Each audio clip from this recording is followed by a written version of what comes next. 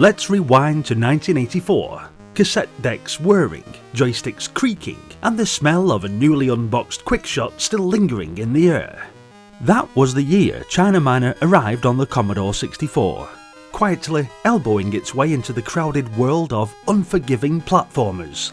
Programmed by Ian Gray with a bouncy score from Chris Cox and produced by Richard Paul Jones, this one came to life under the Interceptor Software banner. A curious bit of trivia before we dive in. There was an early version of China Miner featuring digitised speech, a real novelty at the time, thanks to code contributed by a Dutch developer. Unfortunately, it was swiftly withdrawn after a US company raised an eyebrow over intellectual property. The results? All known copies today are of the silent persuasion. Less talking, more suffering. Needless to say, if it's speech you're after, check out another Interceptor Software game on the channel, Tales of the Arabian Nights. Now, back then, I already had Manic Miner and Jet Set Willy in my collection, two titles I adored despite never making it more than a few screens in. Just as I felt I might be getting the hang of them, along came China Miner, cut from the same maddening cloth, but somehow stitched together with even less mercy. You play as Wally, a bloke in a cool hat, who, frankly, sounds more like someone you'd find supping a pint at the local than trekking through ancient Jade Mines. Your objective is to survive 30 single-screen levels, collecting a key, lamp, candle, pickaxe and emerald in each before advancing. Easy to explain, brutal to execute. Miss just one item and you're forced to either perform pixel-perfect acrobatics back through the gauntlet, or reset and try again. Fun. If Manic Miner was a challenge, China Miner is a vendetta. It doesn't waste time easing you in. The first level alone is a baptism of fire. Expect to make millimetre-perfect jumps while dodging hazards that include patrolling creatures resembling Pac-Man on a caffeine bender, timed platforms that vanish just when you reach them, and pitfalls that exist solely to mock your overconfidence. The controls? Well, let's just say they're deliberate, by which I mean Wally handles like he's wearing lead trousers. Joystick input feels ever so slightly laggy, meaning your success depends more on memorisation and blind luck than finesse. Every jump is a gamble, every landing a nail-biting affair. And once those 5 precious lives are gone, that's right, straight back to the beginning. No checkpoints, no mercy, no sympathy. Yet somehow, it keeps dragging you back in.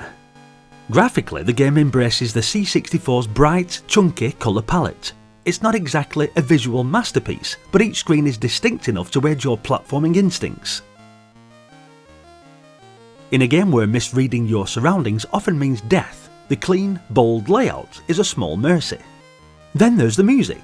A relentless rendition of Scott Joplin's Maple Leaf Rag loops from the moment you press play to the inevitable moment you rage quit. It's cheerful, it's catchy, and after 20 minutes it'll start playing in your dreams. There's no off switch, so you'll either make peace with it or reach for the volume knob.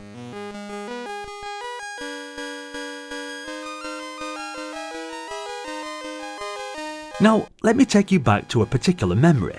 A younger me, armed with an ageing joystick and unreasonable optimism, once spent an entire Saturday afternoon trying to beat just the first level. 77 attempts later, yes, I counted, a disappearing platform betrayed me for the final time. The joystick didn't survive. My mum was unimpressed when I declared it officially dead and demanded a replacement. A proper 1980s tragedy.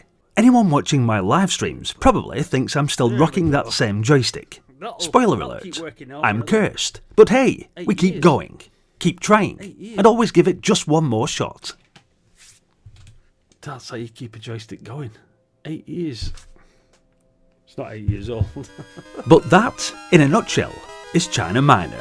It's not polished, it's not fair, it doesn't care if you win. It's a £1.99 lesson in humility. And if you ever manage to clear all 30 levels, you'll have earned every ounce of bragging rights. This wasn't a game for dabblers. It was a boot camp disguised as a budget title. It tested your reflexes, punished hesitation, and required the sort of stubbornness normally reserved for people who collect stamps with tweezers. And yet, for all its cruelty, It's strangely rewarding. Every level completed feels like a personal triumph, a testament to patience and perseverance. So if you've got the nerve and perhaps a reinforced joystick, give China Miner a go.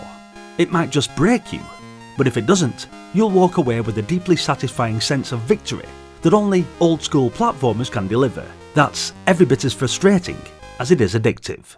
Thanks for watching guys, hit the like button if you enjoyed the video, and be sure to share your experiences with China Miner in the comment section. As always, your continued support is massively appreciated, so hit that subscribe for more content just like this. Check out the various playlists on the channel for more Commodore Amiga and Commodore 64 titles, and maybe stick around. There's another one coming up right now.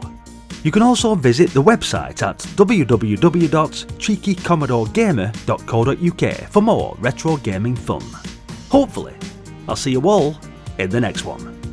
Until then, bye for now.